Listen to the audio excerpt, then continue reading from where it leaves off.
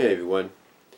You know, when I did my video, or two-part videos, if you will, about why JEM and the Holograms bombed at the box office, basically being the worst opening in movie history, at least one of them, you know, like I said there, and I'll say again, it was not surprising. People pretty much expected this to happen.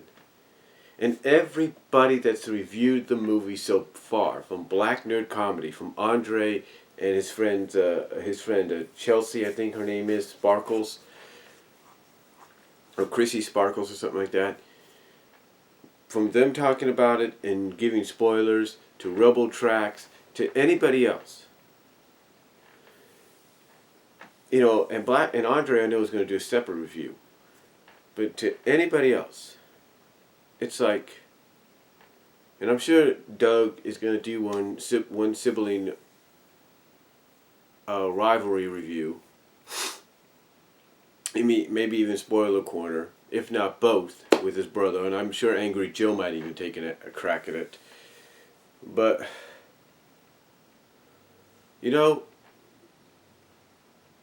when you pretty much tell the fans through your trailers that the movie is going to be nothing like what they saw in the cartoons, especially those that grew up with the cartoon, or through things like Netflix and DVDs and all that, are now discovering the cartoon for what it was and discovering why their parents, their uncles, loved it so much. And them themselves are starting to like it as well. It's almost criminal in a sense that you don't realize what makes something good and you destroy it. A lot of people complain about how G.I. Joe and Transformers and several of these other adaptations don't always stay true to the source material. Truth is, they stay more true to the source material than given credit. It may not be the way we notice, but they at least stay true. One of the biggest comparisons people have been giving this movie is to Josie and the Pussycats from 15 years ago. And that was a movie that, believe it or not, I saw in the theaters alone. Yeah, we had a theater that got turned into a fitness center right next door to where I lived. It was a Gauge theater, and basically it was one of those theaters to where a movie gets moved to after it's been in the mainstream media or the mainstream box office of theaters, when it comes out for like a few months. And then a month or two before it hits DVD and Blu-ray, it ends up at these $2 theaters, whatever. So I went and saw Josie and the Pussycats by myself. I remember this very clearly. I went into that theater, purchased a ticket for Josie and the Pussycats. I think I still have that ticket. And I saw the movie by myself. And I thought it was all right. And I was getting into Josie at that time. I was getting into the cartoon. In fact, one of my most favorite animated appearances by Josie and the Pussycats was the crossover with Scooby-Doo. So I was getting into this. I was really enjoying the movie. So I liked it. I really didn't have anything against Josie and the Pussycats at all. I mean, I knew it was cheesy. Looking back at it, I know it was cheesy. I know it was kind of a bit of a parody. But like a lot of people have been saying about it, and I even agree, it's a movie that knew not to take itself seriously. So here's the thing about JEM and the Holograms. Here's something that, whether you take it seriously or you don't, or you mix it and blend it together, here's something that has so much potential, has a lot to offer, that you could adapt into a big screen movie. It does. I mean, the IDW comic is slowly rebooting the idea, the story and everything for the new generation, but staying true to its original origins. Even though it's, like I said, it's updating it for a new generation, for a more modern setting. But this year, You know, you can have your actors and actresses come out and say, "Oh, well, we weren't trying to make it like the original," or you can have the directors and writers coming out and saying, "Yeah, not every movie's going to be is going to be a hit," or we're kind of disappointed and all that. And you know what? If you're directors or writers for this film, you should be disappointed. Here's the thing about JEM. When the trailers came out for this movie, the first one and the second one, no matter what you tried to do to get people amped for this movie, it didn't work. It did not work whatsoever. And you know what's even worse about this? You know what's even worse?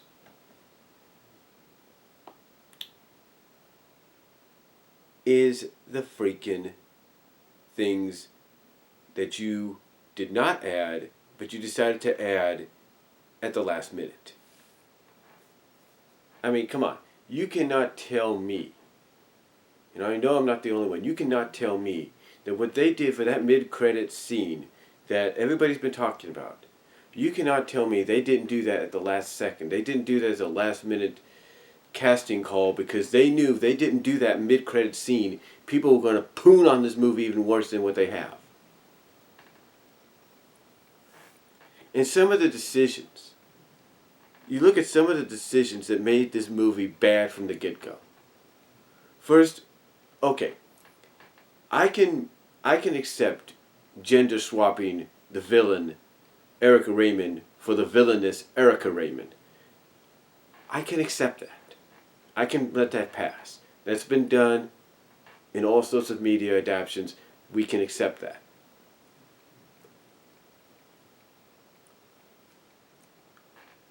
You don't believe me? Ask Whoopi Goldberg, because she portrayed Bernadette Thompson in place of Bern Thompson in last year's TMNT movie. Yeah. Anyway.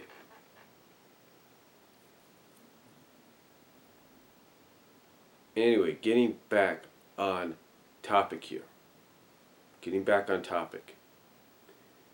I can accept that. We can make that passable. People accepted and made Whoopi's Bernadette Thompson passable. Okay? They did all that. But here's the deal. There are some changes you don't touch.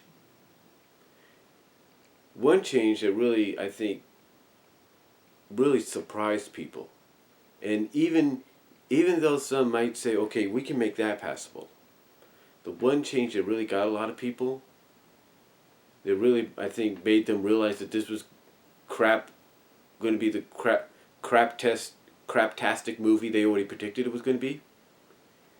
One of the big changes was making Rio, JEM's love interest, Erica's son. Yeah. Let me ask you this. When in the comics currently going on now, and when in the original animated series, and maybe even the original comics if there were any, was Rio ever Eric's son? I don't recall.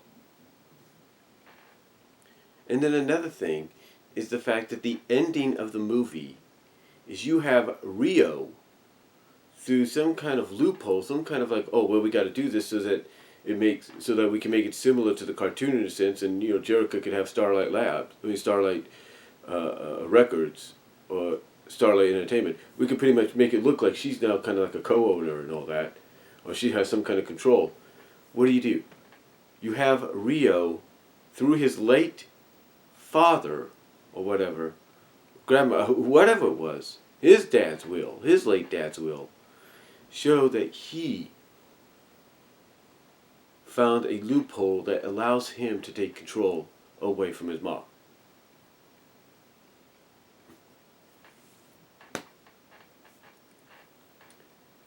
So basically,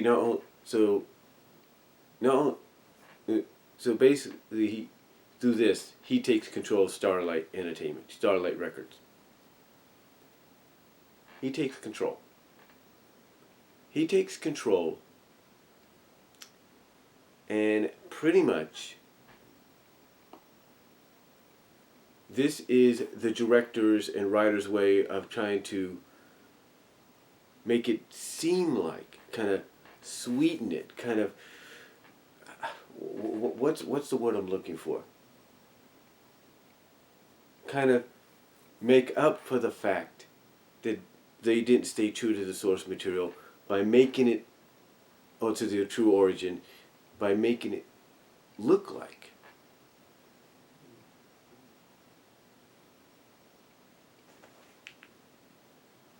By making it look like. Through this loophole, this one last minute thing, this deus ex machina, if you will, that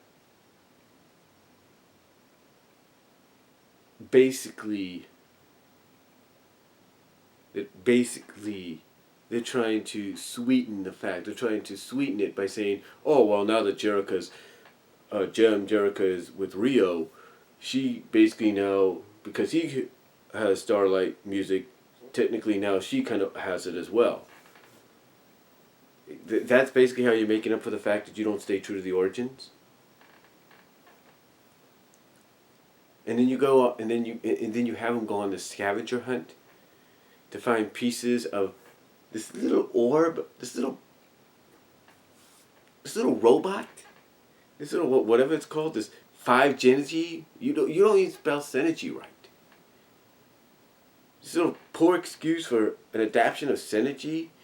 So all that it does is play a message from a father saying, "Hey, be true to yourself."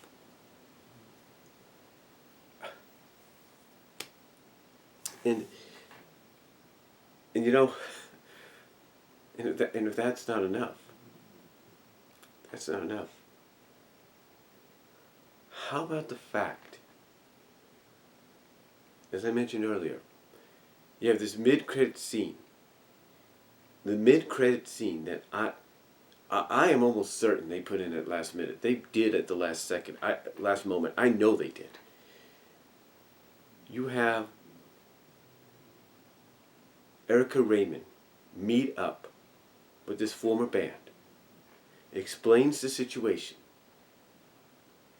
You hear the former band, you hear the leader of this band saying, first of all, you have the band not happy to see her because she's dumped them to control Starlight Music. She's dumped them to basically in favor of the JEM and the Holograms, but then now she has to go back to them. And they're not happy about that. But yet that's karma, I guess you could say. But now Erica Raymond, just like Eric Raymond, wants to produce them, wants to manage them, wants to help them become stars. Long story short, she explains what happens. The leader of the band's not happy about it, and it says a line that a lot of fans are familiar with. It says, our music's better, our songs are better, we're going to get her. And what happens? According to several sources, you see this group of 4 women, not 3, but 4 women, because obviously they're going off the second season. One of the leader of the band, and you basically focus on these 4 women, and the leader of this group is being played by Keisha. And then right next to them, in graffiti, you see the words, you see the name, The Misfits. That's right. Keisha and 4 other actresses were brought in for this mid-credits cameo cliffhanger for a possible sequel introducing The Misfits. And again, from what I understand, there were some people that were actually happy about this and were cheering about this because this is something they wanted to see in the movie itself. But no, they didn't. And again, I guarantee you, the director, the writer, the producer, they did this at the last fucking second, the last fucking moment Because they knew if they didn't, and they just ended the movie without no kind of mid-credit, post-credit scene, whatever, that they would have this movie panned upon even worse than what it's been. And if there is going to be a sequel, they better pray and they better hope they get a bigger fucking budget, they put more money into it than $5 million, and they try to use the sequel as sort of a soft reboot of what they should have done in the first movie. Sort of a soft reboot retcon of what they should have done in the first movie. Because even if it's a sequel, at least if they try to make if they at least try to use it to soft retcon what they had done, at least maybe that'll make up for what they did. Will it ever wipe the taste out of anybody's mouth from seeing this movie or even knowing about this movie happening or had happened? No. But if they try to use the sequel to retcon what they did and try to stay true this time to the original origins and the source material, and maybe even let Christy Marks in on it, it might have a chance. But you know what the biggest thing that really got people upset about this movie? Was the fact that they were using social media clips from Instagram, YouTube, Facebook, whatever, and weren't using it at the best. Basically, according to what a lot of people said, you had 360 to 480 to 2p quality video images and stuff. And they were all archival stuff that had been seen years before. Maybe years, maybe a few months before. And it's like, why would you do this? What, did you use up your $5 million? It's like, why would you do this? Honest truth, because I don't think they had any idea what they had gotten themselves into. And then the biggest thing, they have all this video footage of fans talking about how JEM got them through this, the fans of JEM. And yet, you have the JEM logo and the cartoon playing in the background. And the cartoon logo of the cartoon in the background. It's almost the same, oh yeah, see, it's almost as if they were trying to say, oh yeah, see, we do have JEM sort of true to original roots. See, there's the original JEM, she's in the movie. No, that doesn't make up for shit. It doesn't make up for shit. Okay? And the fact that, as Rebel Tracks pointed out, you use freaking Google Maps and you don't even have the decency to try to edit out the images or courtesy of Google Maps or NASA deal, or even the Google logo in the background. You know what this was in the end, folks, as I close this up? This was basically Hasbro making a mistake. Hasbro may not come up with the best ideas for movies. My Little Pony Friendship is Magic, the movie adaptation coming out in 2017, the animated one, might be the best one they got. Might be the saving grace. Transformers, despite how you feel about them, have made enough money to keep them going. Why? Because it still stays true to Transformers. Same with G.I. Joe. But the point is, they probably saw a goal. They probably saw that they financially were, on a hot streak, if you will, financially on a hot streak, and decided, you know what? Let's make JEM and the Hologram movie. But realized they didn't. But realized that what they were dealing with, Universal Pictures probably wouldn't have minded going out and giving them a bunch of money, getting this big budget made. But when you associate with a company that doesn't use more than maybe $10 million on their budget for the movie,